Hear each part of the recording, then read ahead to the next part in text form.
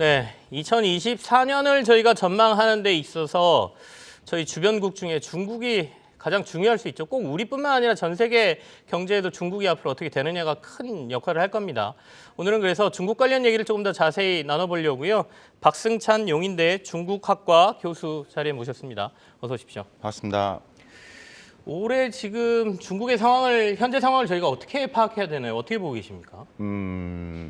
일단은 2023년 네. 올해를 좀 정리하면 일단 수출은 계속 안 좋고 그러면 지금 올해 지금 5% 성장인데 네. 5% 성장은 결국 소비와 고정자산 투자로 꾸역꾸역 맞췄다라는 이야기죠. 근데 이게 지금 이제 내년도 방향으로 봤을 때 지금 나오는 통계로 봤을 때는 디플레이션 방향으로 가고 있는 것은 맞다. 이제 중국 정부도 인식을 했다. 네. 그래서 지난 중앙경제공작회의에서도 2024년도 방향을 제시하는 내용을 보면 네. 결국은 이제 이 소비 내수를 키우기 위한 방향에 방점을 두고 있고 이제 그런 부분에서 이제 가장 핵심이 이제 시장 주체죠. 이 소비자와 이 기업들에 대한 어떻게 이제 이 불확실성에 대해서 좀 이렇게 자신감, 그러니까 동력을 부여할 네네. 것이냐. 여기 아마 방점이 지켜질 것으로 보여집니다. 말씀하신 대로 이제 중국 여러 가지 경제 지표로 본다라고 하면 디플레로 가는 건 맞는 것 같은데 중국 정부가 이걸 인식하고 있으니까 이걸 살리기 위한 여러 가지 정책에 대한 기대감을 조금 갖고 있는 거다 우리가 이렇게 볼 수 있을 것 같은데요. 중국이 안 좋으면 당연히 한국 안 좋지라는 의견에 대해서는 어떻게 보십니까? 우리 위기라고 봐야 되나요? 그렇죠. 이게 중국이 안 좋으면 우리 기업들한테 독이 되느냐? 일단 좀 우리 시청자분들 정리를 좀 해야 될 게 네. 중국 위기가에 대한 정의가 좀 필요합니다. 그러니까 중국 위기, 그러니까 흔히 지금 계속 이야기하는 중국이 뭐 경제가 무너질 것처럼 이야기하는 그건 네네. 아니다. 그러면 뭐 내년도 지금 아시겠지만 IMF나 월드뱅크는 다 지금 내년도 4% 후반을 이야기하고 있기 때문에 그러니까 중국 위기가 아니라 차이나 리스크는 분명히 존재한다. 네. 그런데 차이나 리스크는 대내적인 리스크와 대외적인 리스크를 나눠서 봐야 되겠죠. 그 대내적인 리스크야 우리가 뭐 부동산도 있을 것이고요, 지방 부채도 있을 것이고 대외적인 리스크가 지금 미중 간의 핵심적인 이슈가 좀 계속 내년에도 다가올 것 같습니다. 그러니까 이런 부분에서 그렇기 때문에 아마도 이제 이 리스크는 내년에도 더 심화될 것이다. 보고 일단 두 번째 아까 그 두 번째에서 그러면 중국 위기가 우리한테는 어떻게 될 것이냐? 네. 일단은 중국의 경제적인 변화 이런 것들의 부분에서 우리 기업들은 큰 직접적 영향을 받을 수밖에 없습니다. 일단 공급망 구조가 들어와 있기 때문에 그렇습니다. 근데 가장 핵심적인 부분들이 대외적인 리스크, 미중 간 이슈로 해서 중국이 더욱더 기술 자립을 많이 하기 때문에 우리의 대중국 수출은 단기적으로는 지금 계속 지금 적자를 보고 있지만 이건 변화가 좀 있겠지만 조금 한 2, 3년 지나서 중장기적으로 봤을 때는 우리의 대중국 적자는 더 고착화되거나 더 커질 가능성이 있다. 크다. 예, 그게 이제 그렇게 보시는 게 맞다. 그런 측면에서 우리한테 기회는 없느냐? 당연히 있겠죠. 그럼 지금 미국의 대중국 제재에서 벗어난 예를 들어 반도체라도 그 범위 안에 안 들어가는 기업들은 여전히 중국에서 많은 수익을 발생하고 있는 건 사실입니다. 네. 있기 때문에 그래서 결을 나눠서 보시는 게 맞다. 자, 고민되는 시점입니다. 그렇게 보면 그러면 중국은 일단은 내수를 살려야 될 거 아닙니까? 글로벌적으로 보면 미국이 워낙 제재를 많이 하다 보니까 예전만큼 수출을 하거나 이런 데는 껄끄러운 부분이 상당히 많고요. 네. 내수 부양책들을 조금 얘기하고 있는 것 같긴 한데 어느 정도로 정책들이 더 쏟아져 나올 수 있을까요? 그러니까 지금 내수 부양책은 뭐 계속 나와 있죠. 네. 근데 가장 핵심을 뭘 보시려면 내년도 경제 방점을 한마디로 정리한다면 우리가 시청자분들 이해하실 때 중국의 소비자 신뢰 지수의 그래프를 정확하게 보시는 게 매우 중요하다. 그러니까 지금 부양책은 정부가 돈을 풀어서 꾸역꾸역 만들어내봐야 의미가 없다. 네. 그 돈만 쓰기 자기 은행에 잠자고 있는 돈은 쓰지를 않는다. 지금 은행에 잠자고 있는 위안화 예금이 지금 제가 중국 통계를 봤을 때 한 2경 4,500조 정도가 되고요. 노무라 정권에서도 지금 한 7,500불에서 7,500억 불, 한 8,000억 불이 지금 잠자고 있다는 거 아니겠어요? 네네. 그 돈을 지금 안 쓰고 있다는 이야기죠. 그래서 아까 말씀드렸다시피 이 심리적인 부분에서 어떻게 하면 할 것이냐. 그 요인이 가장 크게 좌우할 것이고 계속 정부가 이런 시그널을 던질 겁니다. 그런데 이게 시장은 이 코로나 3년 봉쇄 기간이 있기 때문에 지금 이런 상흔 효과가 있기 때문에 지금도 부동산이 더 떨어질 거로 보기 때문에 내가 돈을 더 갖고 있어야 된다는 생각을 더 많이 갖고 있다. 그래서 이게 쉽게 풀리진 않아 보인다. 중국의 심리 개선이 오히려 더 중요하다는 말씀이 돈이 없는 게 아니고 정부가 돈도 안 푸는 것도 아니다. 네. 풀고는 있는데 이 돈이 가면 다시 소비자들한테 지갑에 잠겨버린다는 말씀이죠. 그렇죠. 그 돈을 부여하고 가장 가성비 있는 물건을 사지.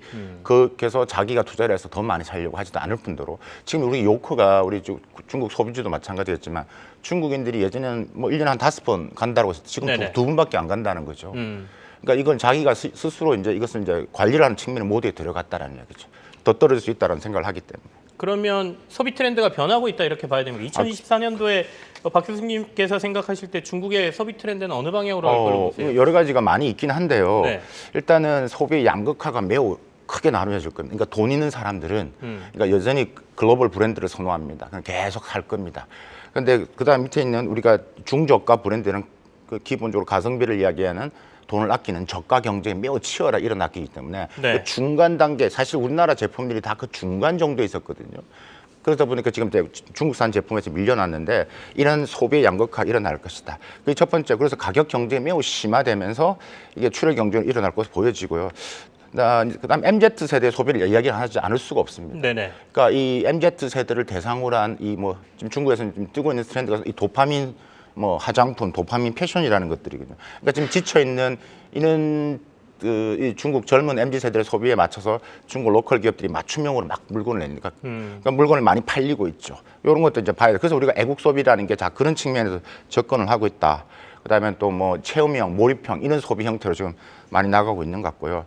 다음 전기차 소비는 계속 일어날 것 같습니다. 전기차 부분에서는 아마 지금 지방 정부에서 이거 내수 소비를 좀 올려야 되기 때문에 이 정부 지방 보조금을 통해서 아마도 이제 이 전기차 구매는 계속 비중은 늘어날 것으로 보여집니다. 비중은 늘어나더라도 자국산 많이 사겠죠? 전기차를. 그럼요. 아무래도 이제 뭐 그만큼 저렴하니까 그만큼 자국산 전기차가 워낙 저렴하기 때문에. 그렇다면 중국의 발을 좀 깊게 담갔던 우리 기업들 같은 경우에는 전략을 어떻게 삼는 게 맞습니까? 탈중국화에 신경을 써야 됩니까? 아니면 도리어 더 이럴 때 중국 안으로 들어가야 되는 건가요? 이게 이제 일단은 탈중국과 차이나 인사들 보셔야 될 게 우리가 탈중국만 지금 하는 기업들도 있죠. 네. 매체에서 뭐 현대도 있고 삼성도 있는데 지금 들어가는 기업도 많이 있습니다. 업종이 다르. 근데 우리가 들어가는 기업들을 안 보고 있는 거고 일본 기업들도 지금 들어가는 기업도 그러니까 바이오 이런 부분에서 계속 들어가고 있다.